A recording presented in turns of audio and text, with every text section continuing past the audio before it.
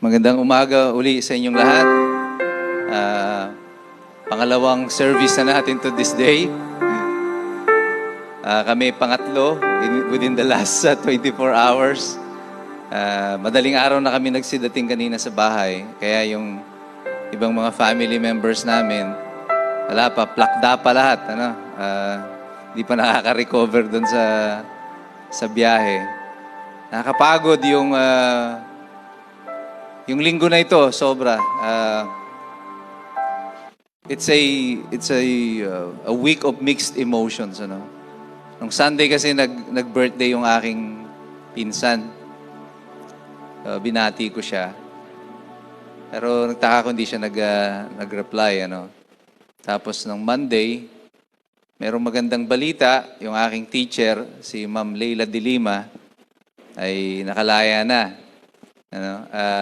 Teacher ko po yun sa law school. Alam niyo, nakakatuwa kasi nagba-Bible study kami last Sunday. May Bible study kami mga batch, may mga ilang kaklase kami na mga abogado, may mga judges pa nakasama doon na nagba-Bible study kami via Zoom. And alam niyo bang yung in-preach ko last Sunday, ako yung speaker nung last Sunday doon sa aming Bible study, yung How Can I Be Born Again? Nakikinig yung aking kaklase na judge. And then, after namin nag-usap, sharing, katapos kong mag-preach, mag-sharing, mag-umpisa pa lang niya mag-share, umiyak na agad siya. Sabi niya, dapat daw hindi na siya attend ng Bible study. Kasi pakiramdam niya, bumabalik na naman siya doon sa dating siya. Almost 2 years na kami nagba-Bible study. And nakita namin talagang nagbago siya. Ang daming pinagbago sa kanya. Babae yun na judge. Napakasungit. Takot yung maraming tao sa kanya. Pero nakita niya, nag-change siya. Pero sabi niya, recently, pakiramdam ko parang nasayang yung 2 taon. And then when I was preaching, kaya daw hindi siya makapagsalita kasi papakiramdam niya parang siya lahat yung kinakausap ng Panginoon dun sa lahat ng sinasabi ko. And then, I told her, well, it's because ikaw talaga yung kinakausap ng Diyos sa lahat ng pinag-uusapan natin. You have given your life to the Lord at hindi papayag ang Panginoon na basta-basta aalis ka na lang. Ipapaglaban ka ng Diyos, He will hold on to you for as long as He can. So, take heart. Sabi ko, hindi yung kamalian natin, hindi yung kahinaan natin bilang tao ang nagsasabi kung tayo ay ligtas o hindi. Kundi yung pag-ibig ng ating Panginoon. Yun ang nagsasabi kung tayo ay ligtas o hindi. And then, masaya ako nun that happened. And then Monday, that Sunday, nag-follow up request yung aking kapatid, aking kaklase. Sabi niya, bro, nakalimutan ko, ipag-pray mo si ma'am. Bukas yung hearing sa petition for bail. Sabi ko, matagal ko nang pinapag-pray si ma'am. And huwag kayong mag-alala. Sabi ko, sabihin mo sa lahat, lalaya na si ma'am. So, kinabukasan, during the hearing, bail was granted. She was set free. At tuwan-tuwa yung lahat. But I knew that she will be set free. Sabi ko sa kanya, kailanman hindi nabigo ang Panginoon. Pag sinabi ng Diyos, magaganap. And then in the afternoon, later yun naman balita sa pinsan ko ang nakuha namin na later that day na namatay naman siya. Yung pinsan ko na yun ang talagang maliliit pa kami. Ang katsokaran ko na talaga siya. 2 taon lang ang pagitan namin. Sa kaming mga first batches na mga magpipinsan, yung magkakaidaran, tropa-tropa yan . Si ate, tsaka si Aida, si ate Noriet, may sarili silang barkadahan. Si Annadel, tsaka si Michelle, yung mga bunso, yung mga privileged few. Ayan, mga privileged kids yung mga bunso . Ayan, nung mga panahon na yun, wala pa si Andre, si Annadel pa yung bunso namin, 2 silang bunso. Yan ang mga, mayroon din sarili silang barkadahan. At kami nung pinsan ko, kami lang yung lalaki noon, nung wala pa si Andre. Kami lang ang lalaki doon sa aming magpipinsan. At kami lang dalawa lagi yung magkakasama. And we got separated lang nung, siyempre, mga nagsipag-asawa na, manaka-naka na kaming nagkikita. But this life was not perfect. Hindi naging perfecto. As all of us, hindi naman perfecto ang buhay natin. Pero itong pinsan ko na to, matindi to. 4 ang naging asawa niya. Siyam ang naging anak. Namatay yung isa. Kaya nung kami nagsa-service, binibiro ko na lang para magtatawanan sila. Naging masaya naman yung service namin. Kasi, siyempre, dumating yung ibang asawa, 2 asawa niya nandoon. Nung babasahin na yung salita ng Diyos, sabi ko, normally, ang pinagbabasa ko ng salita ng Diyos, yung naiwang asawa. Kaya lang ako, dahil marami kayo, baka magkagulo tayo. Kaya tinawag ko na lang yung panganay na kapatid para magbasa. But it was not, they took it na, kung nandun ka, maisipin mo para magkakaibigan lang lahat, pati yung mga dating magkakaribal. It was happy. People are happy. Nakita ko yung mga anak niya, masaya naman sila, nag-uusap-usap. It was because love on that day was able to conquer all of the hatred na meron. It was the message na ligtas yung aking pinsan si Nelson despite of everything that he has gone through. Alam ko ligtas siya. Kasi tinanggap niya si Jesucristo. Na-renew yung kanyang relationship with the Lord. He should have died 10 years ago. 10 years na siya dapat patay. Inatake na rin siya noon. Pero hindi siya pinabayaan ng Diyos. Niligtas pa rin siya. Kasi may aayusin pa siya sa buhay niya. And he was, in that almost 10 years na nabuhay pa siya, he fixed everything. And here's a good thing, balita sa amin ng yung huling asawa niya, the week before he died, naghahanap talaga siya ng church na pupuntahan. At inakay niya yung kanyang asawa ngayon doon sa church na yun. Sabi niya, dito na tayo magsisimba. And unfortunately, 1 week later, he died. Si Sister Yoli, ang dying wish niya nung mamamatay na siya, ang sabi daw niya sa kanyang mga anak, dalhin niyo ako sa faith. Idaan niyo ako doon.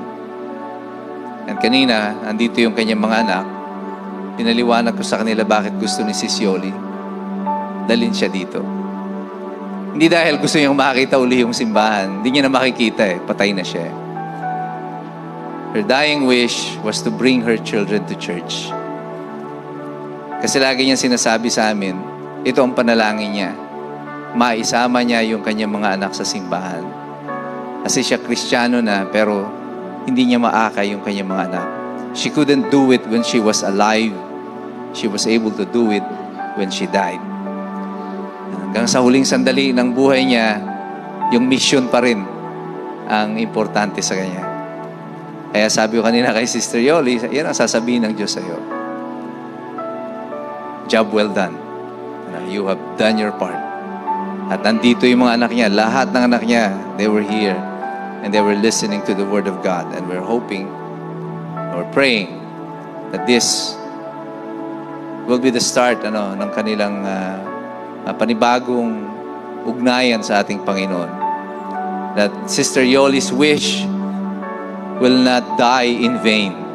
Hindi masasayang yung kanyang ginawa. Nagawa niya yung kanyang mission. And this is her offering to the Lord.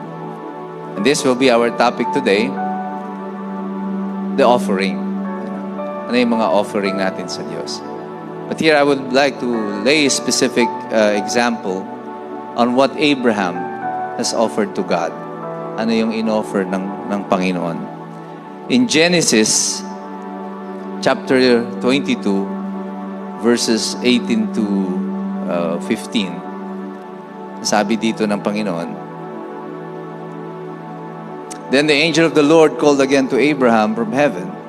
This is what the Lord says, because you have obeyed me and have not withheld even your son, your only son, I swear by my own name that I will certainly bless you. I will multiply your descendants beyond number, like the stars in the sky and the sand in the seashore. Your descendants will conquer the cities of their enemies, and through your descendants all the nations of the earth will be blessed, all because you have obeyed me. Let's all bow down our heads and pray.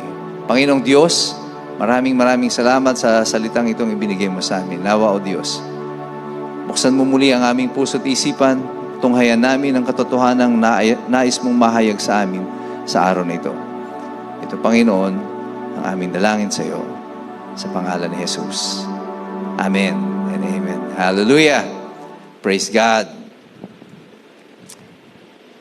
Alam niyo na itong storya ni Abraham, di ba? Si Abraham, inutusan ng Panginoon, sabi niya, ialay mo ang iyong anak sa akin. So, when he was supposed to offer his son, hindi siya nagdalawang isip. Hindi siya nagatubili. Dinala niya yung anak niya doon sa altar. At akmal niya ng iaalay, sasaksakin niya na yung kanyang anak, si Isaac, and then pinigilan siya ng Panginoon. Sabi, huwag mo ituloy yan. Don't lay a hand on the child. Anong ginagawa lang pala ng Panginoon, tinetest niya yung pananampalataya ni Isaac. So what was anong ginagawa ng ating Panginoon? More importantly siguro, pag-usapan natin, ano ang hindi ginagawa ng Panginoon by this offering na hinirequire niya kay Abraham. He is not teaching Abraham to kill or is promoting the killing of a child. Hindi pinopromote ng Panginoon na okay pumatay ng anak o pumatay ng bata. God is also not teaching Abraham to do wrong. Hindi niya tinuturuan si Abraham na magkasala o gumawa ng masama. So, anong ginagawa ng Panginoon? Ang ginagawa niya, He is testing the faith of Abraham. Tinetesting niya yung pananampalataya ni Abraham. Now, bakit kaya sinunod? Tingin niyo, bakit sinunod ni Abraham ang utos ng ating Panginoon? Well, pag binasa niyo po dun sa Hebrews chapter 11 verse 17, ang sabi po dito, it was by faith that Abraham offered Isaac as a sacrifice when God was testing him. Abraham, who had received God's promises, was ready to sacrifice his only son Isaac. Even though God had told him, Isaac is the son through whom your descendants will be counted. Abraham reasoned that if Isaac died, God was able to bring him back to life again. And in a sense, Abraham did receive his son back from the dead. Bakit pumayag si Abraham na ialay si Abraham? Because he was confident that even if he offers Isaac, kahit ialay niya si Isaac sa Panginoon, kayang buhayin ng Panginoon muli si Isaac.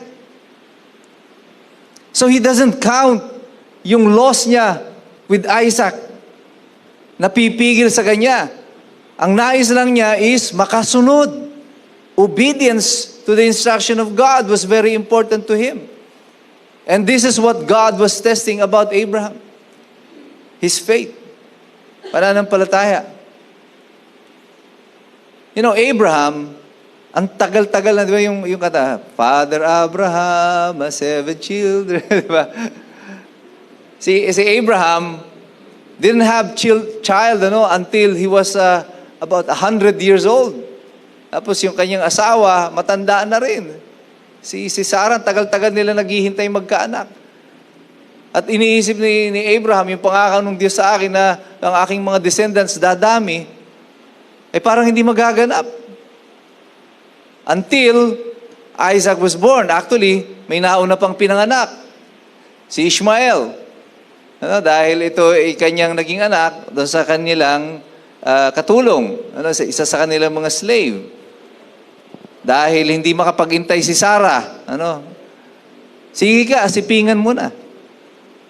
Nagkaroon naman ng anak, pero nabuntis din si Sarah, si Isaac. Si Ishmael is the line of Abraham kung saan nagmula ang mga Muslim, ang Islam. Kaya nga meron ngayong yung Abrahamic house na binubuo nila dati sa Middle East bago pumutok itong digmaan. Because there are three major religions which claims origin from Abraham. Yung mga Hudyo, yung mga Muslim, at ang mga Kristiyano. However, in that Abrahamic house na binubuo nila, yung Kristiyano is represented by the Catholic Church. Yung Islam was represented by Saudi Arabia, and the Jews by the Prime Minister of Israel at the time na binubuo nila itong kasunduan na ito. So si Abraham, kung i-offer niya si Isaac, at pinangako ng Diyos sa kanya na si Isaac ang pagmumulan ng iyong lahi, pag pinatay mo si Isaac, ibig sabihin nito kay Abraham, papatayin niya na rin yung kanyang lahi. Why did he offer Isaac? Ay ibang tagal-tagal niya lang ninanais na kumalat yung kanyang lahi. Sabi ng Diyos, si Isaac ang magpapakalat ng lahi mo. Pagkatapos ay mamamatay pala si Isaac. Pero bakit niya inoffer si Isaac? It was because of his faith. Confident siya na kahit anong mangyari, matutupad ang pangako ng Diyos sa kanya. So it doesn't matter if Isaac will die, God's promise will happen. At iniisip ni Abraham, kahit mamatay si Isaac, kaya siyang buhayin ng Panginoon. Kaya siyang buhayin ng Panginoon. This is the level of confidence na meron si Abraham sa ating Panginoon. It doesn't matter kung kunin ng Diyos lahat sa akin. Alam ko, ibabalik niya to. He can restore it. Kayang kunin ng Diyos ang aking kalakasan, but He can restore it. Kayang bawiin ng Panginoon sa akin ang lahat ng aking kayamanan, pero kayang ibalik din ito ng Diyos sa akin. And everything that we have in this world na hawak-hawak natin, pwedeng mawala sa atin. But does it bother you? Yan ang tanong. Nag-aalala ka ba about all of these things that you have? Na baka mawala ito, paano na ako? Paano na ako?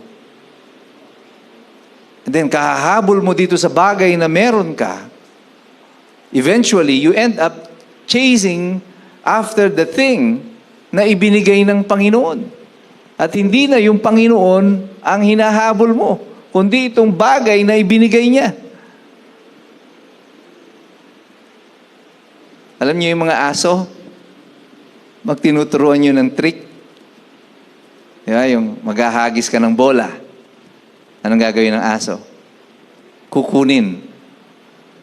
Pag kinuha niya yon, matutuwa ka kapag ibinalik sa iyo. Tapos, kukunin mo uli, ihahagis mo uli.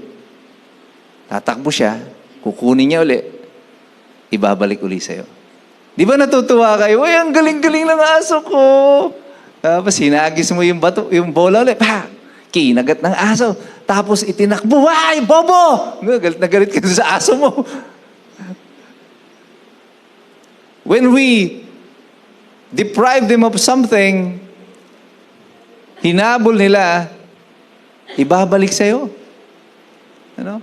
May mga bagay na dapat, yung isang aso na yun siguro, nung nakita niya, ihinahagis mo, inihahagis mo pala, hindi ko na ibabalik sa'yo yan, bahala ka sa buhay mo.